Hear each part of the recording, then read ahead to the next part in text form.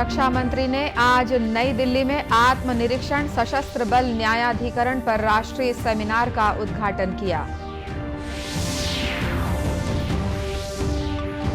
मुख्यमंत्री ने राजीव गांधी किसान न्याय योजना और गोधन न्याय योजना के तहत 1750 करोड़ रुपए से अधिक की राशि ऑनलाइन जारी की। प्रदेश में बीते 24 घंटों के दौरान स्वाइन फ्लू के 6 नए मरीज मिले। रायपुर में 5 और दंतेवाड़ा जिले में 1 मरीज मिला।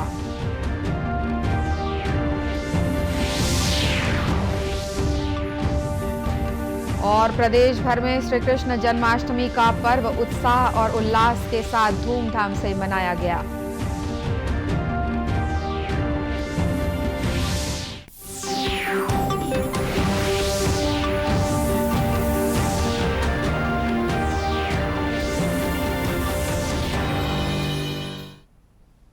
नमस्कार, आप देख रहे हैं दूरदर्शन समाचार। मैं हूं अनुराधा दुबे। अब समाचार विस्तार से।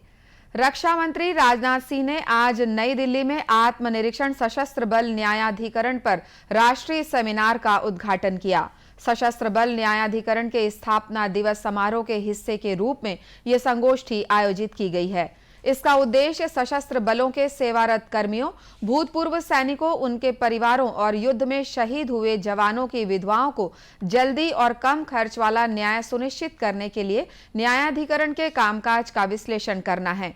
इसके अलावा न्याय प्रक्रिया में खामियों के लिए उपाय सुझाना तथा प्रभावित लोगों की समस्याओं का समाधान निकालना है। इस अवसर पर केंद्रीय कानून और न्याय मंत्री किरेन रिजिजू भी कार्यक्रम में मौजूद रहे।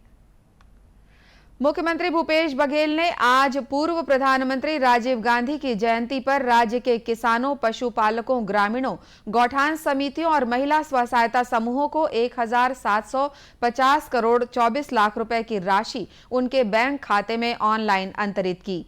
ये राशि छत्तीसगढ़ सरकार की राजीव गांधी किसान न्याय योजना और गोधन न्याय योजना के तहत दी गई। इस अवसर पर मुख्यमंत्री ने वर्चुअल रूप से राज्य के जनप्रतिनिधियों, किसानों, गौपालकों और समूहों की महिलाओं से चर्चा भी की। इस मौके पर मुख्यमंत्री ने मीडिया से बातचीत में कहा कि राजीव गांधी किसान न्याय योजना के जरिए किसानों को इनपुट सब्सिडी की राशि राज्य में फसल उत्पादकता और फसल विविधीकरण को बढ़ावा देने के साथ काश्त लागत को कम करने के उद्देश्य से दी जा रही है। उन्होंने बताया कि अब तक 14,665 करोड़ रुपए इस योजना के तहत दिए जा चुके हैं। आप सबको जानकारी है कि बजट प्रस्तुत करने के तुरंत बाद ही पूरे देश और दुनिया में कोरोना महामारी से सब लोग प्रभावित हुए। आम जनता का जीवन बहुत कठिन हो गया, आवागमन बंद हो गया, व्यापार बंद हो गया, उद्योग बंद हो गया, बहुत लोगों की रोजी रोटी छीनी गई। लेकिन फिर भी उस परिस्थिति में भी हम लोगों ने 4 किस्तों में राजीव गांधी किसान न्याय योजना देने का फैसला किया। 21 मई जो राजीव जी के शहादत दिवस, 20 अगस्त राजीव जी की जयंती और 1 नवंबर राज्य स्थापना दिवस और 31 मार्च साल का आखिरी दिन। इस प्रकार से 4 किस्तों में हम लोगों ने देने की शुरुआत की और अभी तक के 14,665 करोड़ रुपया की राशि हम लोग वितरित कर चुके हैं। मुख्यमंत्री ने कार्यक्रम से पहले पूर्व प्रधानमंत्री राजीव गांधी की 78वीं जयंती पर उन्हें श्रद्धा सुमन अर्पित कर नमन किया। गौरतलब है कि गोधन न्याय योजना देश दुनिया की ऐसी योजना है जिसके तहत छत्तीसगढ़ राज्य के गौठानों में 2 रुपए किलो की दर से गोबर और 4 रुपए लीटर की दर से गौमूत्र की खरीदी की जा रही है। छत्तीसगढ़ विधानसभा के नेता प्रतिपक्ष बनने के बाद जांजगीर पहुंचे नारायण चंदेल का जोरदार स्वागत किया गया। कार्यकर्ताओं ने गाजे बाजे के साथ रैली के रूप में श्री चंदेल का स्वागत किया। इस अवसर पर पत्रकारों से बातचीत में नेता प्रतिपक्ष ने कहा कि छत्तीसगढ़ की कांग्रेस सरकार में प्रशासन का राजनीतिकरण हो रहा है, साथ ही राजनीति का अपराधीकरण भी हो रहा है। उन्होंने कहा कि कांग्रेस ने जन घोषणा पत्र में किए गए वादों को नहीं निभाया है।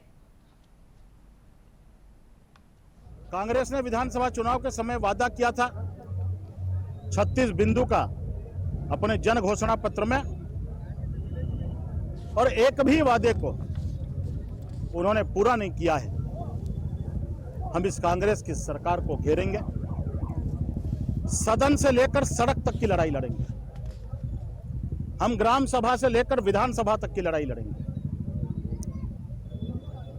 पूरे प्रदेश में इस कांग्रेस के जमाने में अराजकता का वातावरण है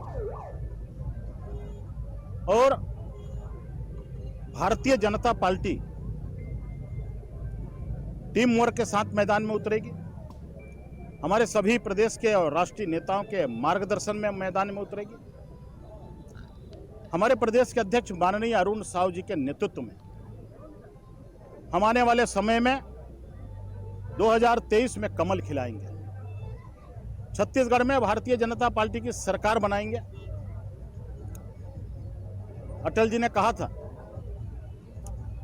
कि अंधेरा छटेगा, सूरज निकलेगा और कमल खिलेगा। इससे पहले कल राजधानी रायपुर में मीडिया से बातचीत में श्री चंदेल ने कहा था कि छत्तीसगढ़ में भारतीय जनता पार्टी बेरोजगारी के मुद्दे पर बड़ा आंदोलन करने जा रही है। पार्टी 24 अगस्त को मुख्यमंत्री निवास का घेराव करेगी। उन्होंने मुख्यमंत्री से प्रदेश की बदहाली पर श्वेत पत्र जारी करने की मांग भी की। प्रदेश में स्वाइन फ्लू के बढ़ते प्रकोप के बीच बीते 24 घंटे में स्वाइन फ्लू के 6 नए मरीज मिले हैं। जानकारी के अनुसार रायपुर जिले में 5 और दंतेवाड़ा जिले में 1 मरीज मिला है। प्रदेश में अब स्वाइन फ्लू मरीजों की संख्या 96 पहुंच गई है, जबकि 27 मरीज इस बीमारी से स्वस्थ हो चुके हैं। रायपुर जिले की मुख्य चिकित्सा और स्वास्थ्य अधिकारी मीरा बघेल ने दूरदर्शन समाचार से बातचीत में बताया कि स्वाइन फ्लू के संबंध में सभी आवश्यक सावधानी बरतने के साथ ही इसकी सतत निगरानी भी की जा रही है। स्वाइन फ्लू के केस निश्चित रूप से बढ़ रहे हैं। अभी टोटल अपने पास 52 केस हो चुके हैं और उनमें से 27 मरीज तो डिस्चार्ज होकर घर जा चुके हैं, स्वस्थ हो चुके हैं। 23 मरीज हैं जो अभी भी हॉस्पिटल में एडमिट हैं और कल एक हार्ट का मरीज था जिसको वो हार्ट के कारण ही अस्पताल आया था, लेकिन उसको स्वाइन फ्लू डायग्नोस हुआ और उसकी मृत्यु भी हो गई है। अभी हम लोग उसका डिटेल बनाएंगे और इसके लिए जैसे हम कोरोना में सावधानी बरत रहे थे कि हमें मास्क पहन के रहना है और सोशल डिस्टेंस बना के रखना है ना, हैंड सैनिटाइज बार बार करना है। घर में यदि किसी एक को सर्दी खांसी है तो वो आइसोलेशन में रहे। यदि थोड़ी भी तकलीफ बढ़ रही है तो चेक ज़रूर करवा लें, अपनी जांच करवा लें और अपने बिस्तर, टॉवेल, ये सारी चीज़ें एक दूसरे से शेयर ना करें। तो ये सावधानी, छोटी छोटी सावधानियाँ जो हम बरतेंगे तो बहुत ज़्यादा गंभीर समस्या की बात नहीं है। दवाइयाँ हमारे पास भरपूर हैं। अभी जितने भी 23 केस एडमिट हैं सभी प्राइवेट अस्पतालों में ही भर्ती हैं, लेकिन गवर्नमेंट में भी इसकी पूरी व्यवस्था है और दवाइयाँ भी हमारे पास भरपूर मात्रा में। गौरतलब है कि प्रदेश के 15 जिलों में स्वाइन फ्लू के मरीज पाए गए हैं। प्रदेश में श्री कृष्ण जन्माष्टमी का पर्व उत्साह, उल्लास और भक्तिमय वातावरण में धूमधाम से मनाया गया। इस अवसर पर राजधानी रायपुर सहित प्रदेश के सभी जिलों में विविध आयोजन किए गए। देर रात तक कृष्ण मंदिरों में भक्तों की भीड़ लगी रही। मुख्यमंत्री भूपेश बघेल श्री कृष्ण जन्माष्टमी के उपलक्ष्य में राजधानी के गुढ़ियारी में आयोजित श्री कृष्ण जन्मोत्सव और दही हांडी कार्यक्रम में शामिल हुए। इस दौरान मुख्यमंत्री ने दही हांडी फोड़कर भगवान श्री कृष्ण से प्रदेश वासियों की खुशहाली और समृद्धि की कामना की। श्री बघेल ने दही हांडी प्रतियोगिता में शामिल प्रतिभागियों को पुरस्कृत भी किया। इस अवसर पर मुख्यमंत्री ने कहा कि श्री कृष्ण जन्मोत्सव का हमारे सनातन संस्कृति में महत्वपूर्ण स्थान है। इस पवित्र परंपरा के अनुरूप देश और दुनिया में आज श्री कृष्ण जन्माष्टमी का पर्व हर्षोल्लास के साथ मनाया जा रहा है। श्री बघेल ने कहा कि भगवान श्री कृष्ण ने गीता के माध्यम से जो महत्वपूर्ण शिक्षा दी है उसे हम सबको आत्मसात करने की जरूरत है। उन्होंने सभी को इस अवसर पर बधाई और शुभकामनाएं भी दी।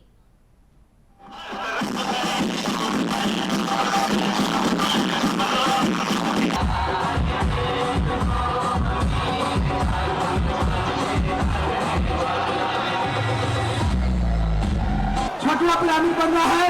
बहुत सुंदर, बहुत बढ़िया, बहुत सुंदर, बहुत अच्छे, जोरदार तालियों से स्वागत करें।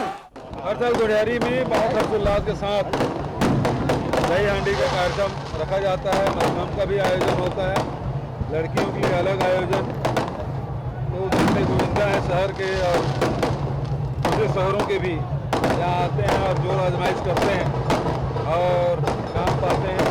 विकास उपाध्याय जी को बहुत बधाई और साथ साथ वसंत अग्रवाल जी और हेमेंद्र साहू जी और पूरे तमाम आयोजक साथियों को मैं बधाई देता हूँ। तो हर साल इस प्रकार का आयोजन करते हैं और हजारों नवयुवक लड़कियाँ आती है और इसमें भाग लेती हैं। बहुत बधाई। रायपुर के टाटीबंध स्थित इस्कॉन मंदिर में भी भगवान कृष्ण का जन्मोत्सव धूमधाम से मनाया गया। इस मौके पर श्री कृष्ण के बाल रूप की प्रतिमा का दुग्ध अभिषेक किया गया, साथ ही 56 भोग का प्रसाद भी चढ़ाया गया। वहीं कोरबा जिले में भी कृष्ण जन्माष्टमी की धूम रही। कोरबा के सप्तदेव मंदिर के साथ ही सीतामढ़ी स्थित राधा कृष्ण मंदिर में रात 12 बजे सैकड़ों की संख्या में भक्तों ने मंदिर में उपस्थित होकर नंद गोपाल के जन्म का उत्सव मनाया। सप्तदेव मंदिर के संस्थापक अशोक मोदी ने बताया कि पिछले 28 सालों से भगवान कृष्ण का जन्मोत्सव मनाया जा रहा है। बाद से 28 साल हो गए और 29वां जन्माष्टमी उत्सव हुआ। बहुत सुंदर, बहुत भव्य और बहुत शानदार ये कार्यक्रम हुआ और इतनी ज़्यादा अच्छी व्यवस्था रही इस साल, क्योंकि जन्म के साथ साथ में भागवत कथा भी हुई और सारे भजन कीर्तन भी चले और प्रातः से मतलब कृष्ण प्रतियोगिता रही, तो लोगों में अपार उत्साह रहा। और इस बार का उत्साह तो अविश्वसनीय, अकल्पनीय रहा। पिछले 28 साल का रिकॉर्ड इस 29वें साल ने तोड़ दिया। इतनी ज़्यादा लोगों में दर्शनार्थी आई, इतनी भीड़ आई और इतना भगवान के प्रति, धर्म के प्रति लोगों की रुचि आई है जिसकी मैं शब्दों में कल्पना नहीं कर सकता। गौरतलब है कि कोरोना संक्रमण के कारण बीते 2 वर्षों से बड़े धार्मिक आयोजनों पर प्रतिबंध लगा हुआ था। इस साल कोरोना संक्रमण का खतरा कम होने के कारण बड़ी संख्या में भक्त उत्सव में शामिल हुए। प्रदेश में अगस्त माह में अच्छी बारिश देने वाला मानसून एक बार फिर सक्रिय हो गया है। मौसम विभाग से मिली जानकारी के अनुसार एक सिस्टम उत्तरी ओडिशा और छत्तीसगढ़ होते हुए झारखंड की तरफ बढ़ रहा है, जिसके कारण प्रदेश के अधिकांश इलाकों में बारिश होने के आसार हैं। अगले 24 घंटों के दौरान प्रदेश के सरगुजा, बिलासपुर, दुर्ग और रायपुर संभाग के कई भागों में भारी बारिश होने की संभावना है। वहीं बस्तर के कुछ इलाकों में भी भारी बारिश हो सकती है। अब कुछ खबरें जिलों से।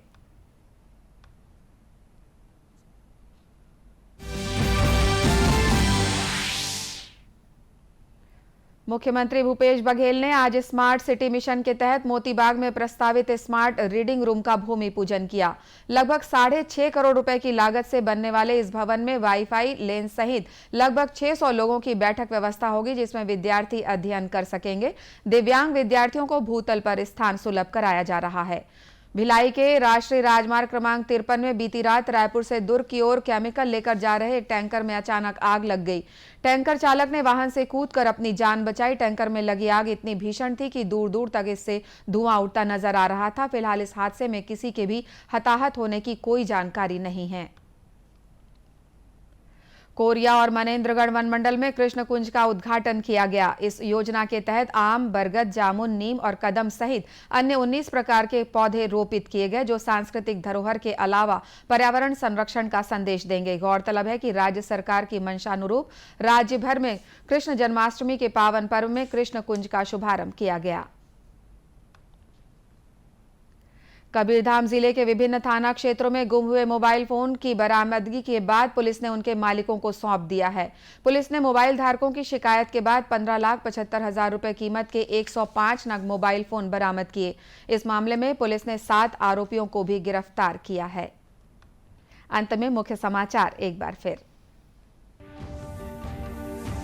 रक्षा मंत्री ने आज नई दिल्ली में आत्मनिरीक्षण सशस्त्र बल न्यायाधिकरण पर राष्ट्रीय सेमिनार का उद्घाटन किया।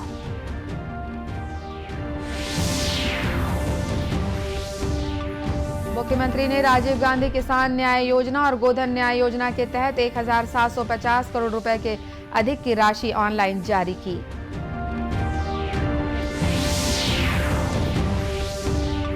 प्रदेश में बीते 24 घंटों के दौरान स्वाइन फ्लू के 6 नए मरीज मिले। रायपुर में 5 और दंतेवाड़ा जिले में 1 मरीज मिला।